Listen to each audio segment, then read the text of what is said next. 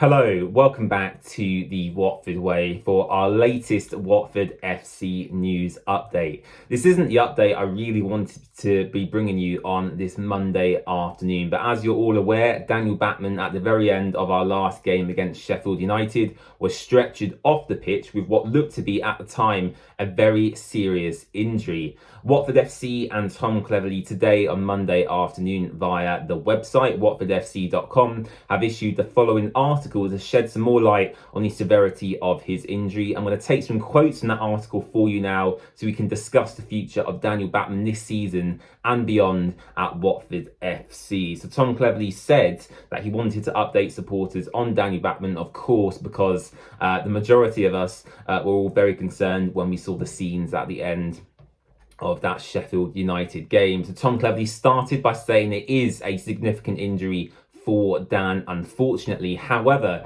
it's not as serious as we first feared, but whichever way you choose to rehabilitate him, we're talking about a 2 to 3 month process and not weeks. So Tom Cleverley saying that at the very start of the article that it is going to be a very prolonged recovery period for Dan Bachmann. And actually, for me, just reading that initially, let's say we take the 3 month period at face value, you then have to think about the mental side of the game and whether he feels comfortable, using that foot in matches. And that could take another month or two itself, just for Daniel Bachmann to feel the confidence in his body again, to feel comfortable playing, high level football matches in the Championship. So Tom Cleverley saying there initially a 2 to 3 month period of recovery. For me, that's going into March, April time. I don't think we'll see Daniel Bachmann play for Watford again this season, which is certainly a shame because I felt like he did have something on a personal level to prove. And yeah, as I said in my match reaction, I felt quite uncomfortable with the reaction Watford fans gave him in that Sheffield United game. And I'll come on to mental health and footballers later in the video. But yeah, for me, looking at that initially from Tom Cleverley, 2 to 3 months. I suspect that's going to go on into April, May time, and at that point the season, is coming to a conclusion. What does that mean for Watford goalkeepers and who will select moving forward? Well, Tom Cleverley in this article went on to say that Jonathan Bond would have started the FA Cup third round tie against Fulham anyway, and I suspect for the foreseeable future, Jonathan Bond will be Watford's starting goalkeeper. I've seen nothing in the media or via this article to suggest that Watford will look to bring in a replacement goalkeeper for Dan in the transfer window, whether that's on a permanent or loan deal. As I mentioned once again in my match reaction to the Sheffield United game, Watford have also recalled Miles Roberts from Partick Thistle, who was an academy goalkeeper at Watford. He went up to Scotland to get some more experience. He's been recalled to be assessed at the club to see basically what his level is in regards to Championship football. So potentially we could be seeing Jonathan Bond as our starting goalkeeper with Miles Roberts as the backup and Alfie Marriott probably as third choice. So I think that pretty much covers the Daniel Bachmann injury situation. And of course, it goes without saying that I wish Dan Bachmann all the best for his recovery period. Now, I think something needs to be addressed quite publicly. And that for me is in regards to two players. Now, I'm a big advocate on mental health, not publicly, I keep that quite personal to myself, but I'm very much on board with everyone needing to be aware about everyone's mental health and making sure, you feel in a positive mindset. And I want to talk about two Watford players in particular who I feel have been unfairly treated by both the media, but more so Watford fans themselves. Now, of course, I have mental health. You do, every person in the world does, every footballer does at any sort of level. But today I want to focus on Watford FC in particular and two players as I just mentioned. And them two players are Daniel Bachmann and Daniel Jefferson.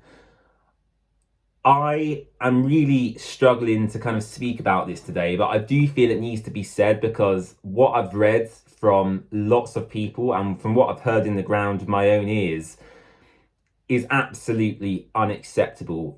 I sit here week in, week out reacting to Watford matches for your entertainment. And whilst I enjoy doing it, I do it on a professional, critical level. I never verge into personal abuse towards them players at all. And from what I've seen from certain people in the stadium, and more so lots of people on social media, I feel we've now verged into quite a dangerous area of really, attacking players on a personal level. And I think Daniel Bachmann and Daniel Jefferson in particular have been on the very brunt end, of that abuse. Now, firstly, I have to say, it's unacceptable. I cannot condemn that on any level whatsoever. And I feel someone with a large following and voice like myself on here, which I'm very thankful to have, I feel like someone needs to say it because it really is getting on my nerves now. I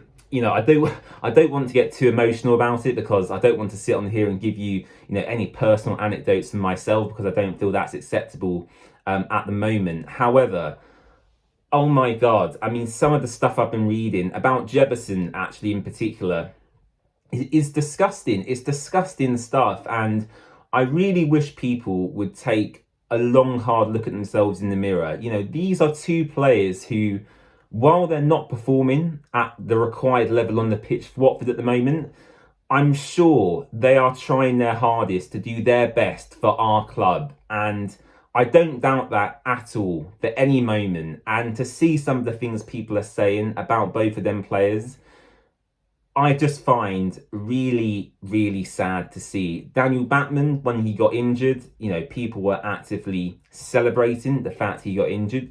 Bachmann was clearly in significant agony and pain at the end of that game. He had to be stretchered off and most likely taken to hospital or had emergency treatment of some kind. Daniel Jefferson is a completely different situation where he received personal abuse without playing any minutes in the Sheffield United game. Now, Daniel Jefferson received criticism because he essentially commented under a Sheffield United post congratulating a friend and former teammate on scoring a goal. Now, whilst I agree he should have done that in a private setting, the overreaction and outrage, I've seen, supposed outrage anyway, I would call it fake outrage. The outrage I've seen from certain fans, is absolutely outrageous. It really is. Let's just put this into context for one moment. Daniel Jefferson was at Sheffield United for quite a substantial period of his early youth and early career. He boarded with one of the goal scorers against Sheffield Wednesday. He grew up with him through the academy. He's mates with him. He's a former teammate of Jefferson, and he scored a goal in the Championship. On a personal level and a professional level, Jefferson can be happy his friend scored a goal. As I said, Jefferson should and probably knows that he should have done that in a private setting and not under a public Instagram post. But Daniel Jefferson is new to football. He's not really played a full season at all of men's football in his career.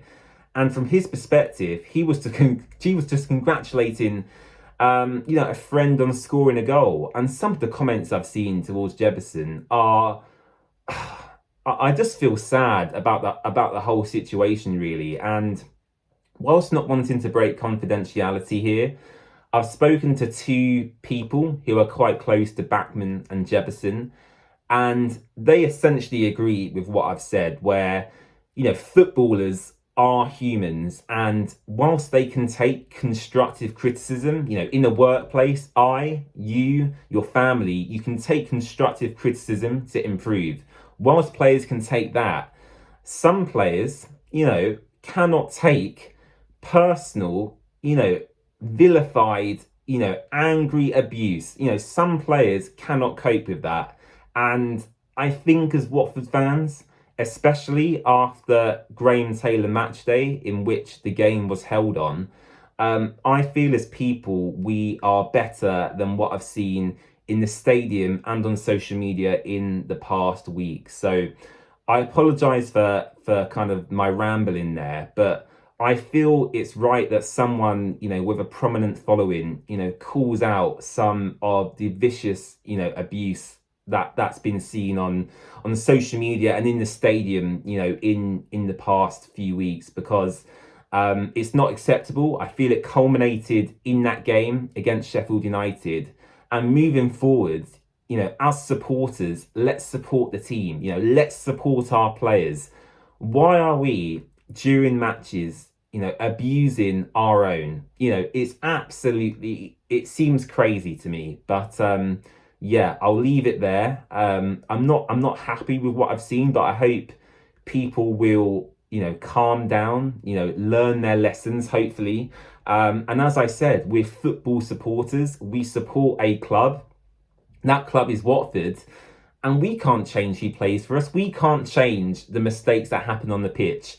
What we can do is give our full support to these players from the stands without going into, personal, angry, outrage, really. So yeah, that's where I'll leave the video today. Thank you so much for watching. I really do appreciate it. Tomorrow we'll be looking ahead to our FA Cup tie against Fulham on Thursday night.